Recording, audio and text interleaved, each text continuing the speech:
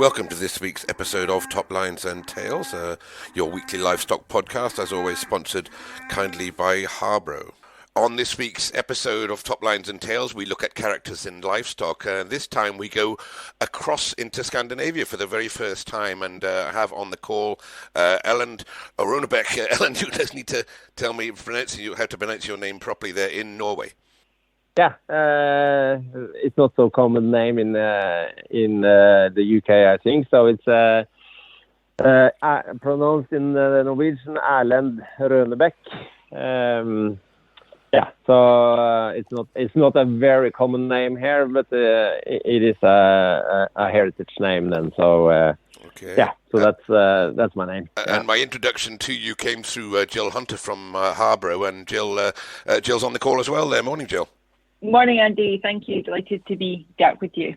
And Jill, you visited Erlend in Norway and written about him as well, so you're more of an expert on him. In fact, I'm no expert at all. Norway's a place I've never been to, although I'd love to. Erlend, if we can just go back into your own family history there and your farm set up there. I believe the farm has been in the home family for some time. Yeah, the farm been in the family for as long as we actually can record, but it will say five, six generations ahead, and it's been developing through the generation by buying when it was smaller farms. The ancestors were buying up smaller farms and gather it into a farm now that is quite big in Norwegian standards. And if we talk about Norwegian standards, we'll go on to the location in a second, but Norwegian generally is renowned for sort of smaller family farms rather than big operations. Would I be right? Yeah, absolutely. We have a governmental or agriculture politics that supports smaller family farms.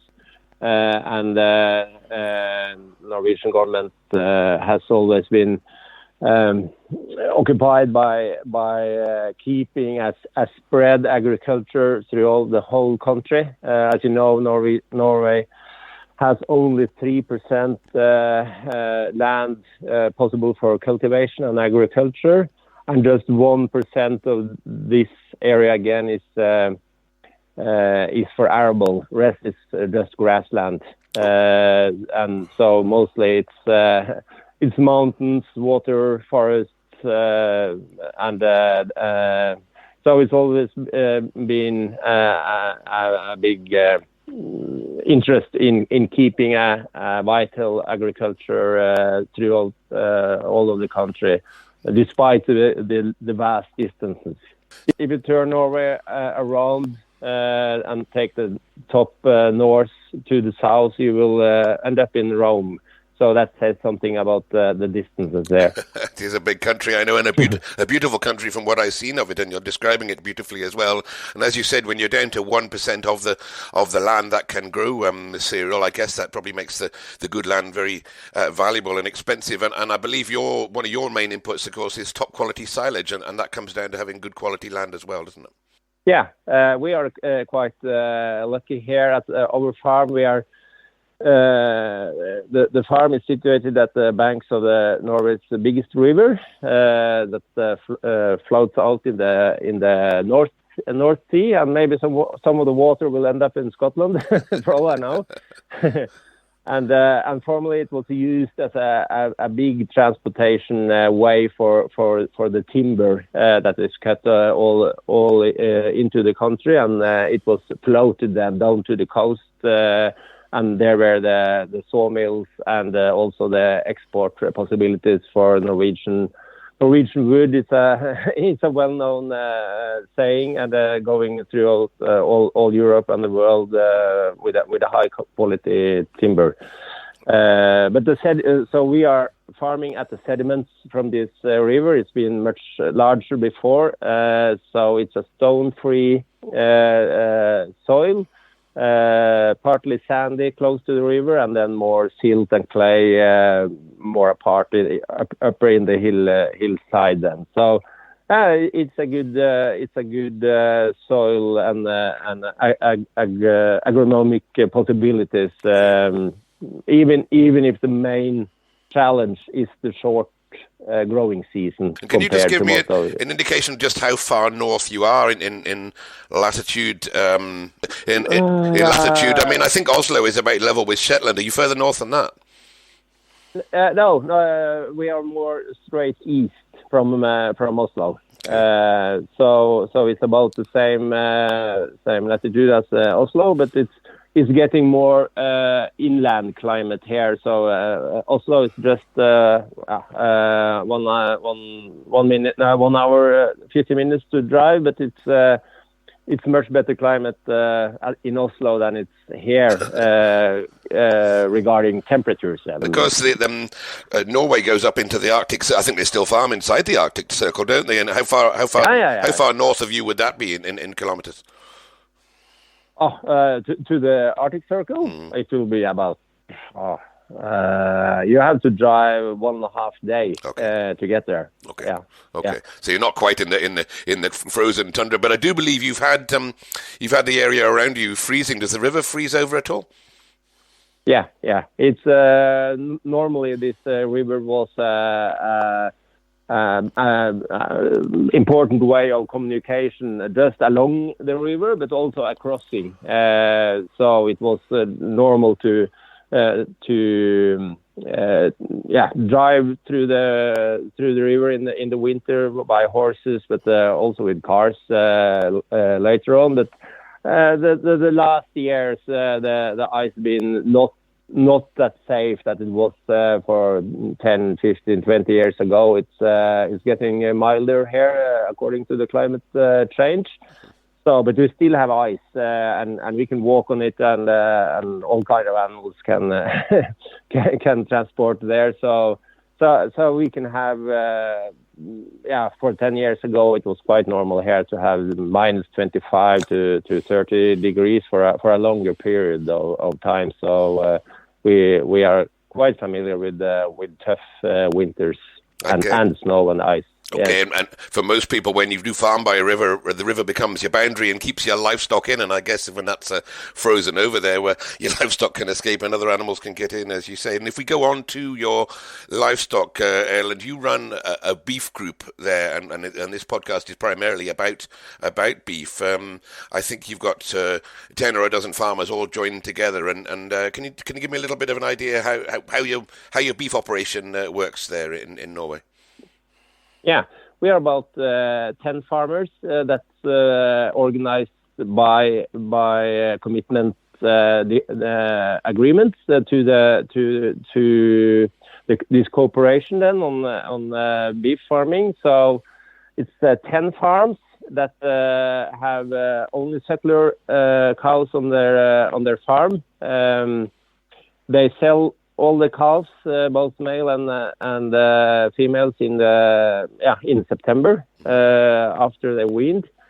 We then raise all the bulls or finish the bulls for slaughter, and all the heifers, about 150 heifers, we take them through the chutes, weigh them, and have some people from the abattoir coming to grade them.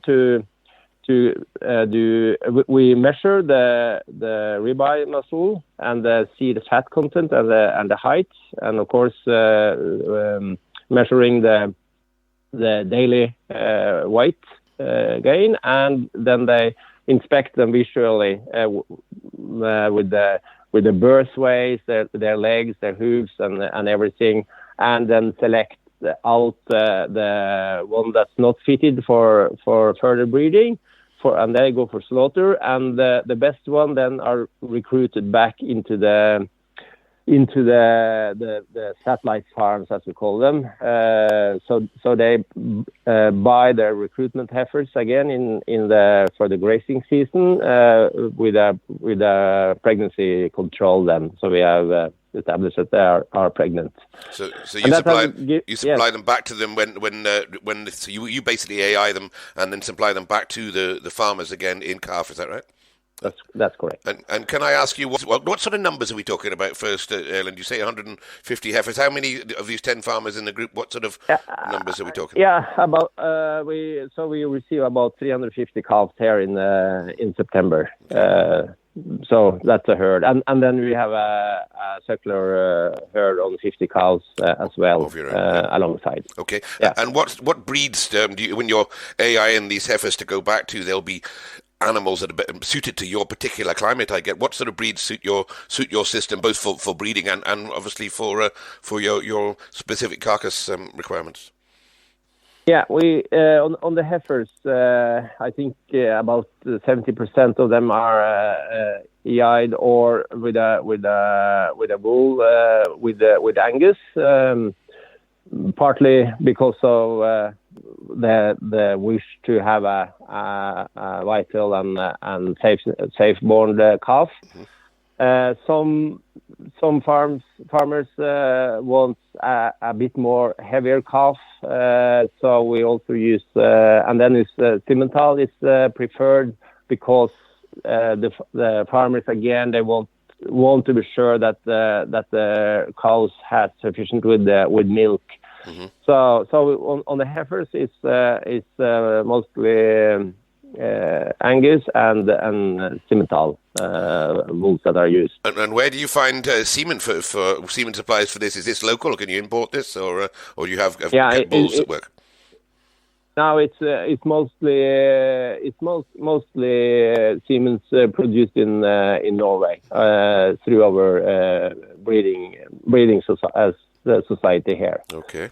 And is the pedigree side of it quite big in Norway? Are there big pedigree producers, or is it just basically enough bulls to produce what semen is needed within the country?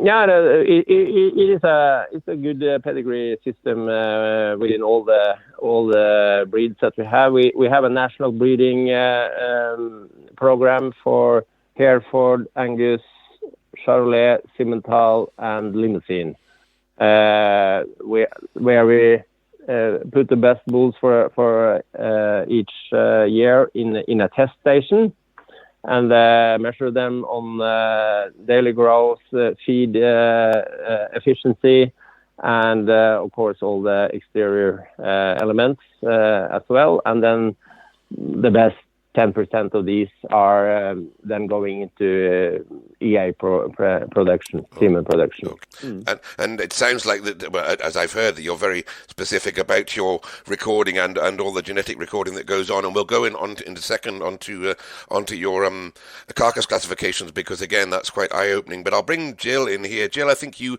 first met Erlend in the UK. He visited you and was interested in your range of products. That's right, Andy. Yes. So Erlend, I mean, it was before I started with Harbro, but certainly Erlend, I think, was the chairman of the Norway Beef Association, and was over at a show, possibly at Stoneleigh or somewhere similar, and saw a product that Harbro sell called Maximon. It's basically an ammonia and grain treatment, and was very keen to try that. So started working with my colleagues Neil Kidd and Stephen Kenyon around 10 years ago. So it's been a well-established, long-running partnership that we have with Erlend there in Norway. And I guess Erlend could explain a little bit more maybe about exactly what the setup is, but Erlend would use Maximon on his home farm, but then also is a distributor to other farmers in Norway as well. Okay. Yeah, that's right, Jill, and it's really been a success for us. What we don't have in Norway is any protein, nearly no growing of protein plants. So we are really dependent on the import of rape and soya. So I saw this as a really good opportunity to try the Maximon concept in Norway, where we with this product we can be self-supported by protein and help the animal itself to produce the protein that it needs through the microbial protein in the rumen. So, and that's really been a success for us. And and also it's more and more other companies that's now also introducing. We and one other company is selling maximum grain, and then there's some other solutions for ammonia treated grain. So it's increasing, and that's very, very good. And being as a man, as we've already heard there, who's particular on recording information and statistics, you wouldn't have just used this lightly. I'm assuming you did some trials with your own animals and across the board before you took that on wholeheartedly. How did the maximum trials work out for you? Yeah, we in the start we just tested it here on the farm. Before I started with maximum, I used my own barley and mixed that with soya, and we had problems with acidosis and other things combined with maybe too much starch in the ration. But as soon we started with the maximum, we could see these kind of problems were just disappearing, and we saw it just by the records in the end of the year that the daily gain performance has lifted with 100 gram per animal a day. So we were very happy with the result, and at least how it. Yeah, and the welfare in the sheds, animals were clean. It was no acidosis, and so after that we have never looked back. Okay, and your feed conversion when you don't have that protein within the country, feed conversion is something that you take very seriously. That's where the profit is, isn't it? And you record all that. Yeah, and I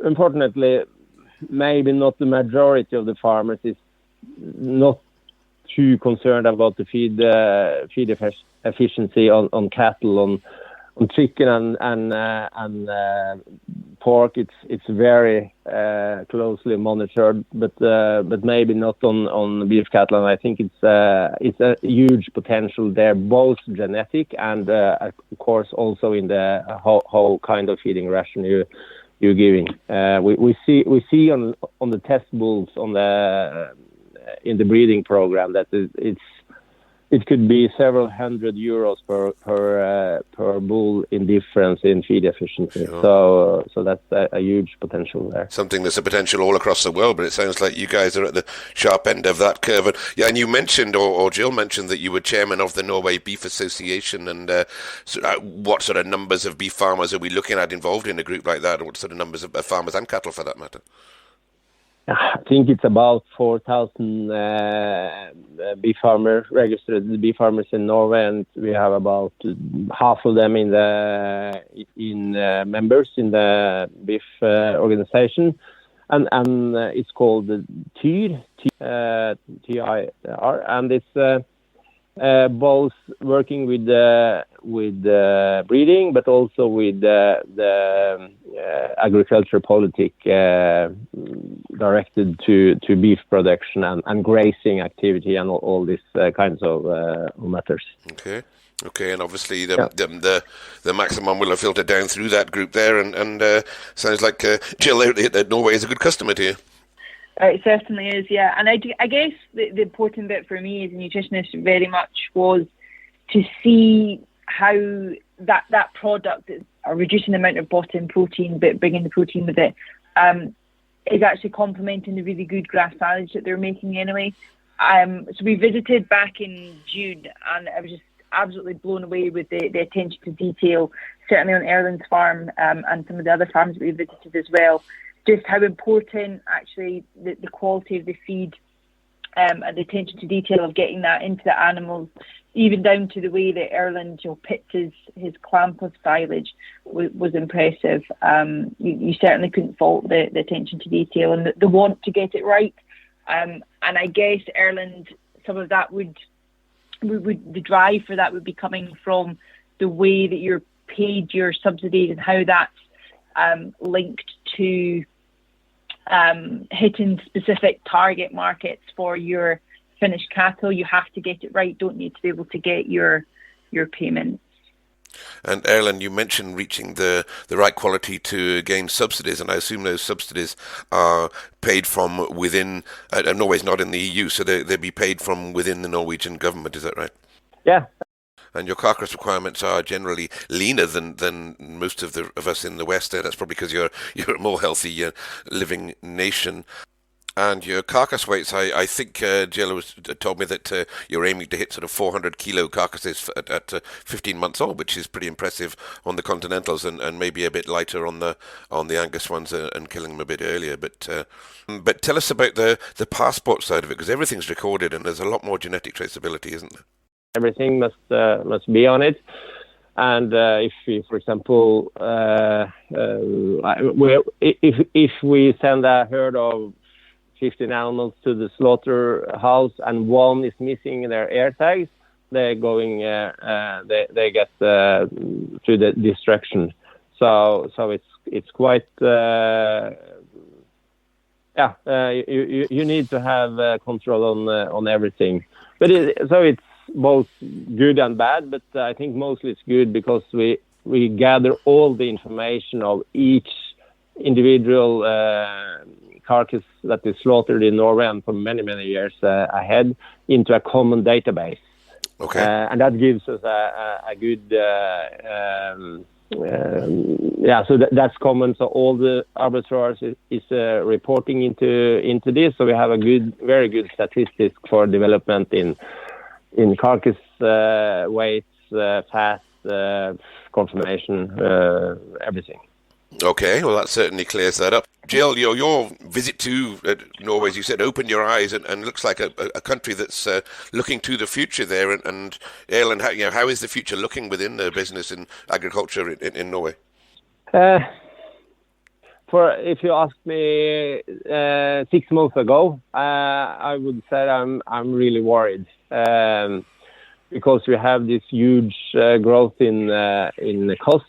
As you all have, all farmers throughout Europe as well.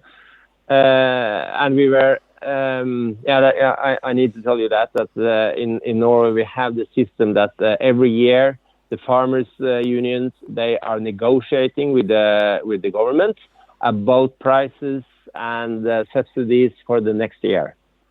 Okay. And that's a breaking point, actually. And at least it was this year when fertilizer prices has tripled and diesel has doubled and electricity was 10 times. So it was if you wouldn't have an increase in prices because the prices then is set, for example, on grain. The price on grain is then negotiated and the partners agrees, okay, this is the price for grain for next season. And normally Norwegian grain has been 30%, maybe more, 40% above international prices. So it's never been a concern. But this year, actually, the international prices were above Norwegian prices. So the concern from the government was that, okay, if you're coming to harvest time now and we haven't lifted the prices, maybe the Norwegian farmers starting to export the grain to Sweden, sure, where they pay 20-30% more. So that's so then it came. I think it was the largest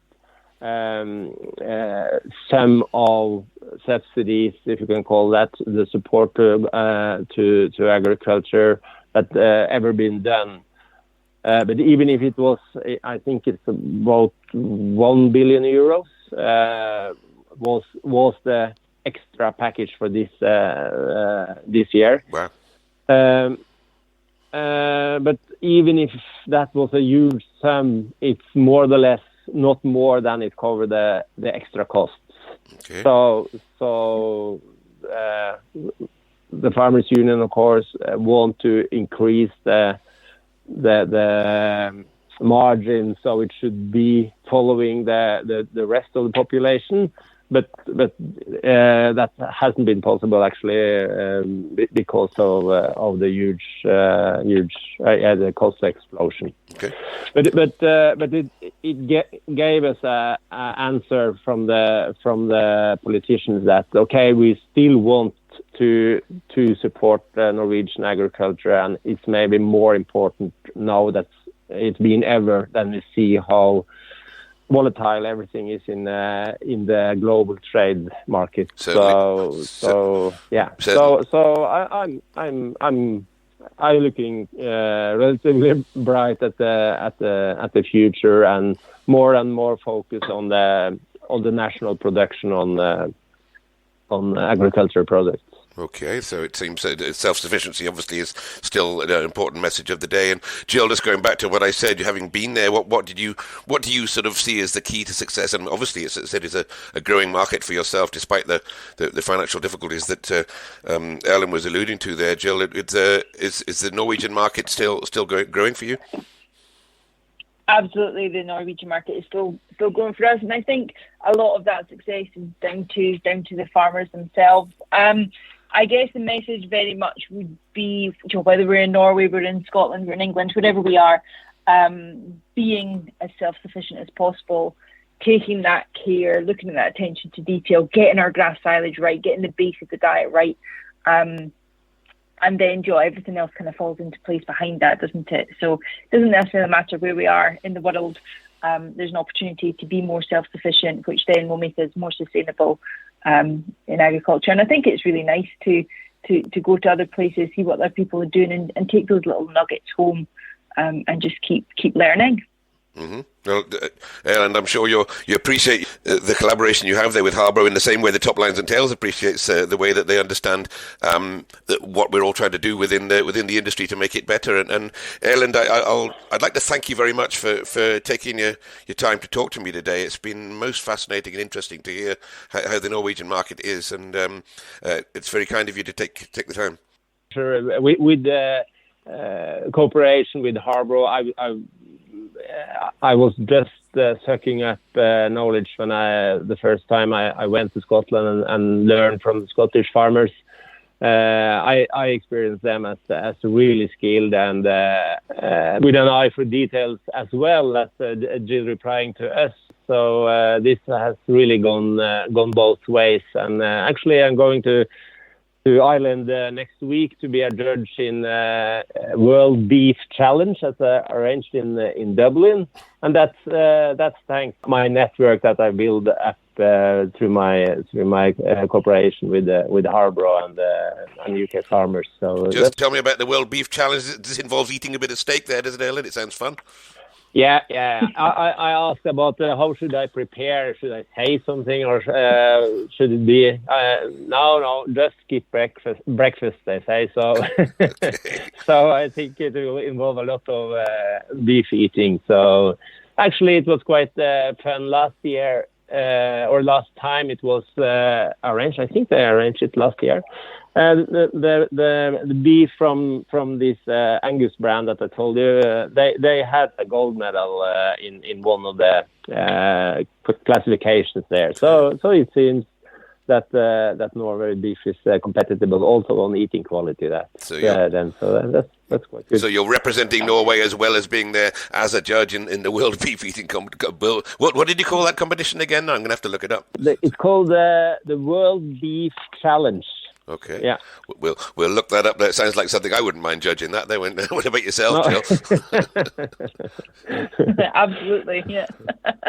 Okay, well, Jill, thank you very much for thank you, Harbro, for your continued support of Top Lines and Tails, and thank you both for taking the time to talk to us on this week's episode. Thank you. It's been a great pleasure. Thank you very much, Andy. Thank you, Andy.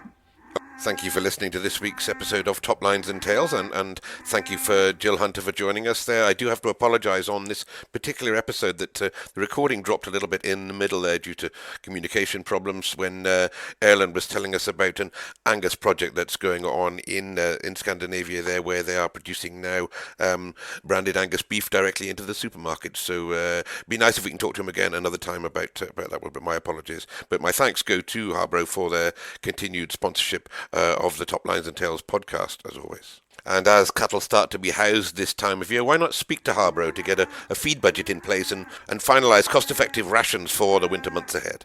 Find them on social media or on their website. And of course, while you're on the subject of social media, don't forget to look out the Top Lines and Tails Facebook page, where you'll find photographs and other information to back up this episode.